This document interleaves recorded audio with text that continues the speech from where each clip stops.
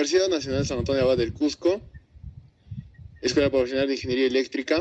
El día de hoy vamos a medir el caudal en la desviación del humedal de Huacarpay, presentado por Ricardo Cañagüire Medina. Yuri Conilla Laime. Jefferson Carlos Corimaña. Bien, para poder realizar la medición del caudal, vamos a hacer el método del flotador. En este caso vamos a usar una tapa de gaseosa. Vamos a necesitar también un palo milimetrado y con medidas para poder facilitarnos la medida en lo que viene a ser el área transversal del río. Vamos a usar también un escalímetro, el cual nos va a ayudar a precisar esas medidas, una soga para poder delimitar todos esos puntos y también un metro que nos va a ayudar a calcular la distancia que va a haber entre punto de inicio y punto de final. Como en la anterior diapositiva se observan las pequeñas características que tiene esta desviación del río Huarcarpay. Bueno, primeramente vamos a ver, explicar los factores de medición.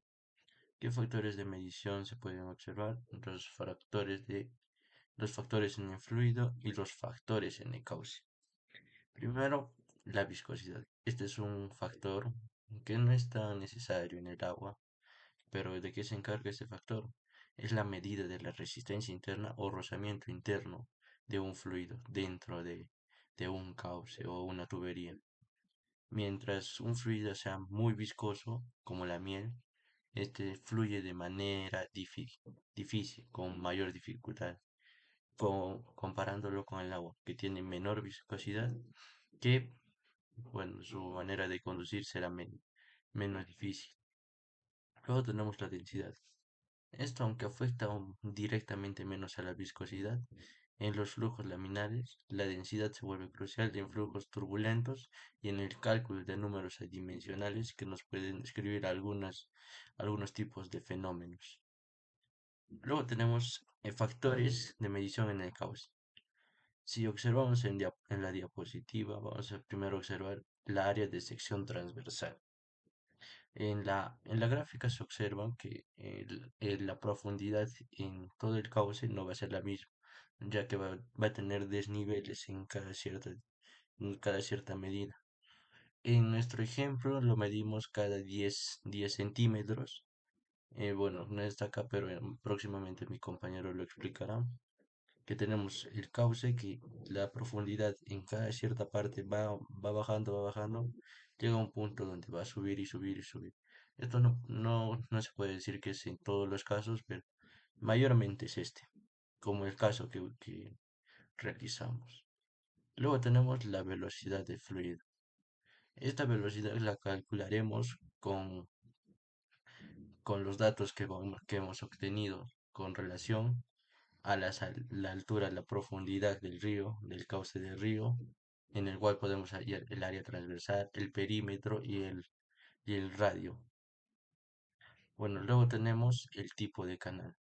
Si observamos en la primera imagen de arriba, una pequeña característica se observa que es una base de tierra con una capa de hierbas o plantas eh, que, que van por el río.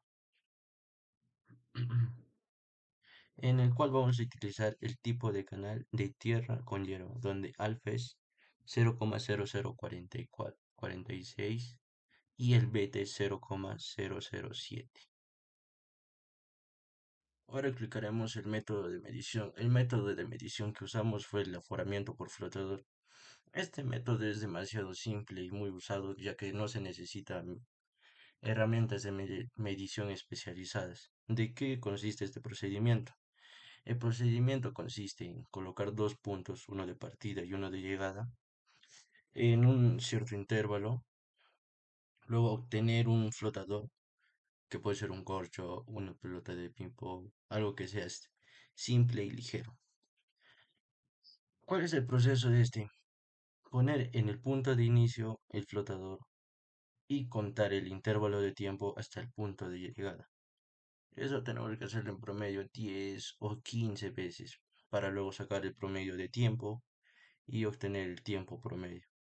Otro dato que debemos tener es el área de sección transversal también y la distancia de punto a punto.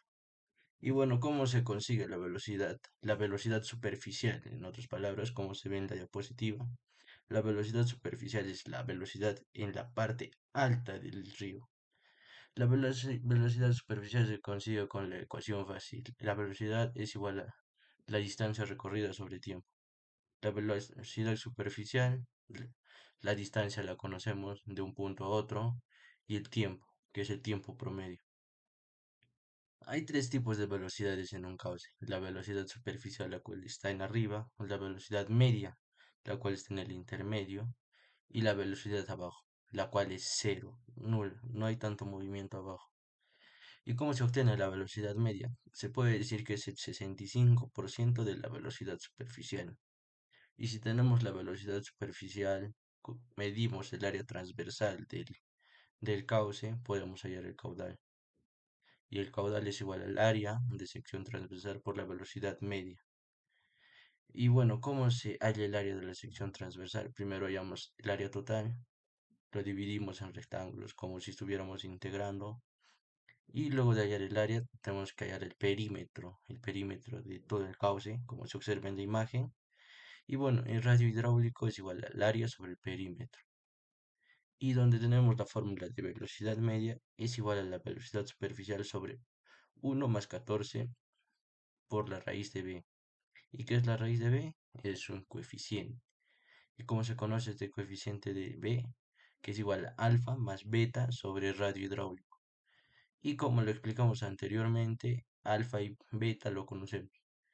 En nuestro caso es de tierra con plantas o hierbas, los cuales ya tienen números definidos. Otro punto que vamos a tratar es la justificación de materiales. Acá hablaremos qué necesidad tuvo de obtener cada material que usamos para la medición, en la cual lo vamos a dividir en dos partes, objetos de medición de caudal y los EPPs, que siempre son importantes. Primeramente tenemos la cinta métrica. Bueno, esta cinta métrica se usó para medir la distancia de un punto de inicio hasta el punto de llegada, para obtener la velocidad y eso. Luego, la soga. Esta soga, bueno, pensábamos que el caudal iba a ser demasiado violento, como las anteriores veces, pero no lo fue. Y lo usamos como una línea de limitación entre inicio y llegada, como van a observar en los videos. Luego tenemos un palo escalonado. ¿De qué usamos el palo escalonado? Este palo escalonado se usó como medida para las alturas para hallar la área de sección transversal y cómo hallar las alturas en cada 10 centímetros. Luego medimos esto cada 1 milímetro en el palo milimetrado, en el cual pusimos el palo y medimos hasta dónde llegaba la parte del río. Luego tenemos el corcho, conocido como flotador. Puede ser distintos objetos, no necesariamente un corcho. Puede ser una tapita de plástico, una pelotita de tecnopor o el corcho. Es que son muy livianos que pueden facilitar el movimiento. Luego tenemos el cuaderno de campo. El cuaderno de campo, bueno, lo usamos para anotar los datos, el tiempo, la medida de las alturas, el celular que fue importante para medir el procedimiento cual hicimos, el estabilizador para que nos grabe y no poder estar moviéndose, el paraguas que era importante en estos tiempos porque estamos en tiempos de lluvia y nos podría dificultar la medición que íbamos a realizar. Luego tenemos los EPPs. Eh, eh, bueno, los EPPs se usaron el casco, como siempre, el chaleco reflectante, los lentes del sol, las botas de agua. En este caso no fueron botas dieléctricas, fueron botas de agua porque fuimos al río, los guantes y protección solar. O también un casco que tenga una telita para que nos proteja del sol. Una vez teniendo las delimitaciones, podemos utilizar el flotador que va a ir de inicio y final y una persona va a estar recopilando los tiempos medidos con ayuda de un cronómetro. Es así como obtenemos la siguiente tabla. Hemos hecho más repeticiones de 10, pero hemos elegido las que mejor se acercaban a ser iguales y estas las promediamos para obtener valores más precisos. Bien, ahora para poder calcular el área del río es necesario dividir las delimitaciones, en este caso cada 10 centímetros. Es decir, que para poder hacer un cálculo del área y de las profundidades hemos decidido dividir esta limitación en cada 10 centímetros. Esto nos ayuda a tomar cada profundidad con más precisión y poder calcular el área requerido para el cálculo del caudal. Bien, estas mediciones a cada 10 centímetros nos van a ayudar a poder medir las profundidades y hacer el seccionamiento correspondiente para calcular el área transversal de nuestro cauce. Bien, utilizando las profundidades medidas en cada 10 centímetros podemos dibujar el área transversal en AutoCAD para poder utilizar la herramienta de propiedades y obtener el área transversal. También nos entrega un perímetro, pero este perímetro es completo y necesitamos el perímetro mojado, que es solo la zona donde hace contacto con tierra el agua. Simplemente lo restamos por la distancia del ancho superficial del río y obtenemos el perímetro mojado de 1.42 y un área de 0.2218 metros cuadrados. Ahora procedemos a hacer el cálculo respectivo del caudal. Consideraciones antes, debemos conocer el tipo del canal, es decir, el tipo de tierra por donde el río se está moviendo. En este caso hemos hecho el aforamiento en un tipo de canal de tierra con hierbas, que sus variables de alfa y beta son las de 0.00046 y 0.007 para beta. También ya concluimos con la velocidad superficial, que es la velocidad promedio entre todas las repeticiones que hicimos, el perímetro mojado y el área para proceder a hacer el cálculo del caudal. Bien, por último, para el cálculo del caudal podemos utilizar las siguientes fórmulas: el cálculo del caudal por el área medido por la velocidad media. La velocidad media tiene su propia fórmula, un factor de beta, alfa y beta, que son las características del tipo de suelo en el que el agua se mueve, y un radio hidráulico. El radio hidráulico es el área sobre el perímetro, que nos arroja un resultado de 0.15. Reemplazamos este valor en la fórmula para B, nos arroja un resultado de 0.00496.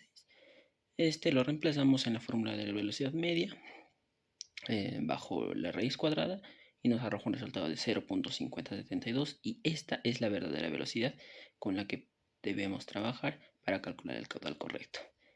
Esta velocidad media se multiplica por el área y nos arroja un resultado de 0.11 metros cúbicos por segundo.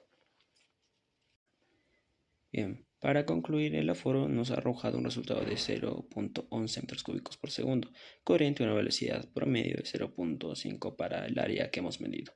Este método es rápido y económico, pero la precisión depende de algunos factores que tenemos que incluir en el cálculo. Existen diferentes oportunidades para aprovechar este caudal, ya sea como abastecimiento de agua, el riego y la microgeneración de energía eléctrica, que demandaría una pequeña comunidad o una pequeña familia.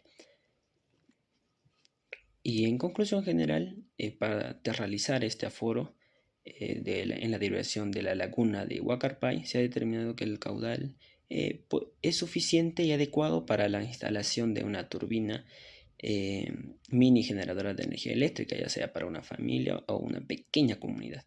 Este flujo de agua cumple con algunos requisitos necesarios para garantizar una operación constante y eficiente de una mini turbina, lo que permite concluir que el proyecto es viable desde un punto de vista hidrológico para utilizarlo en una pequeña comunidad o familia. Es así como ha concluido este video. Muchas gracias.